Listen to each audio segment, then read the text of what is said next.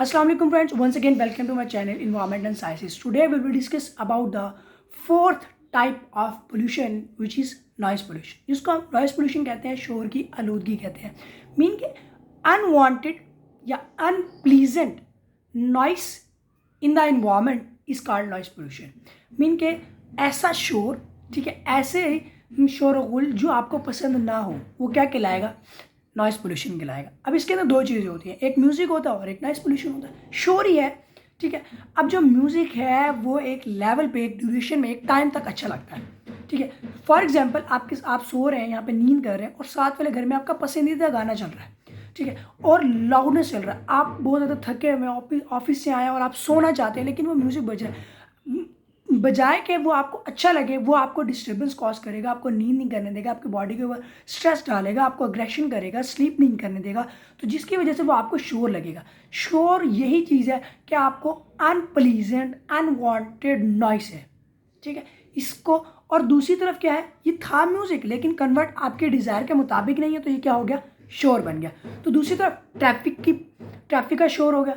Traffic mean के traffic, आपका traffic jam है, वहाँ पे हॉर्न्स बज रहे हैं, लोग शोर मचा रहे हैं, लड़ाई हो रही है, तो वो क्या होगा? नॉइस पोल्यूशन होगा. आपके सर में दर्द हो जाएगा, ठीक है, जिससे आपको वो नॉइस लगेगा. इसी तरह म्यूजिकल इंस्ट्रूमेंट्स है, अगर आप सुन रहे हैं वो अच्छा लगेगा, जो प्लीजेंट होगा आपकी बॉडी के लिए, वो आपको क्या लगेगा? खुशगवार लगेगा, वो आपके लिए म्यूज़िक होगा, वो आपके लिए इंजॉयमेंट होगा. अगर वही म्यूज़िक आपको बेढंगा सा बजता नजर आए, ठीक है, उसकी कोई लॉजिक ना हो, वो आपको शोर लगेगा.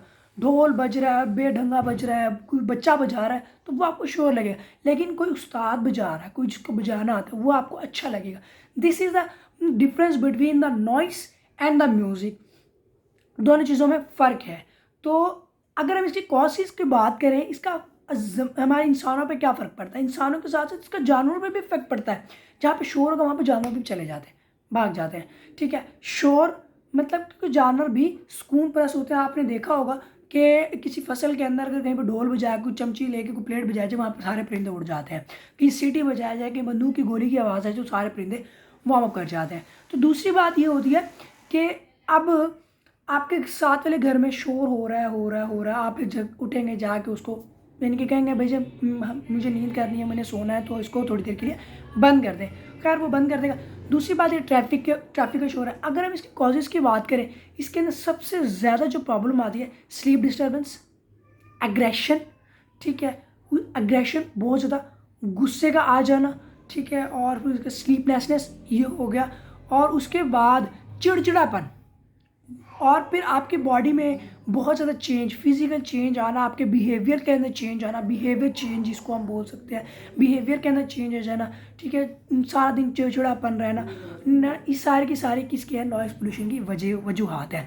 तो अब अगर हम इसको फॉर एग्जांपल फैक्ट्री के अंदर शोर हो रहा है, उसके अंदर हैवी मशीन या वो, तो उसको तो बंद नहीं करवा सकते, ठीक है. अब इसके अंदर भी ड्यूरेशन है. जो नॉइस को हम बियरेबल है, उसकी ड्यूरेशन होती है 85 to 90 डेसिबल, और इसका भी एक ड्यूरेशन है जो हम 8 घंटे तक सुन सकते हैं, बर्दाश्त कर सकते हैं.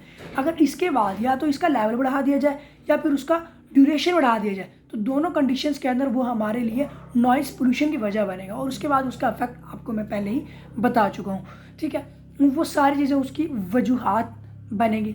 तो इसको कम करने के लिए हमें ऐसी मशीनरी का इस्तेमाल करना चाहिए फैक्ट्री के अंदर जो विदाउट नॉइस हो, ठीक है, जिसका शोर कम से कम हो, इन्वायरमेंट फ्रेंडली हो, ठीक है. इनको रिप्लेस किया जा सकता है. और दूसरा काम ये किया जा सकता है, जो वॉल्स होती हैं फैक्ट्री की, वो हार्ड ना हो, थोड़ी बहुत सॉफ्ट हो, जिसकी वजह से क्या होता है? नॉइस को एब्जॉर्ब किया जा सकता है. अब एक फैक्ट्री में खड़ा हुआ है बंदा, मशीन को चला रहा है, ठीक है, उसको ट्रीट कर रहा है, मशीन का अलग शोर है, वहाँ से वो जाएगा वाइब्रेट करके टकरा के, जब वो वापस आएगा उसका शोर डबल हो जाएगा. लेकिन अगर वही वॉल एब्जॉर्बिंग है, नॉइस ऑब्जॉर्बिंग है, ठीक है, तो वो आवाज़ आके वहाँ पे एब्जॉर्ब हो जाएगी, उसको डबल सुनाई नहीं देगा, जिसकी वजह से वो 8 घंटे का काम 16 घंटे भी कर सकता है, ठीक है. तो नहीं तो इसका शोर जब टकरा के वापस आता है डबल हो जाता है, जिसको बर्दाश्त करना बहुत ज़्यादा मुश्किल हो जाता है, ठीक है. और इसका हमें ड्यूरेशन सेट करना चाहिए, ठीक है. और दूसरा हमें हैवी मशीनरी को रिप्लेस करना चाहिए. और तीसरा जो सबसे इंपॉर्टेंट है, अगर हैवी मशीनरी आप उसको रिप्लेस करना बहुत मुश्किल है, ठीक है, तो हमें उसके लिए हैंडसेट को यूज़ करना चाहिए, ठीक है, उसके लिए हमें एयरफोन्स का यूज़ करना चाहिए। जैसे एयरप्लेन्स के अंदर हम वो क्या है पायलट्स वगैरह यूज़ करते हैं, एयरफोन्स का यूज़ करते हैं, पायलट एयरफोन्स का यूज़ करते हैं जहाँ से उसके नॉइज़ को कम किया जा सकता है। शूटर्स जो होते हैं वो यूज़ करते हैं ताकि उसके नॉइज़ को कम से कम एयर ड्रम पे उसका इफेक्ट पड़े।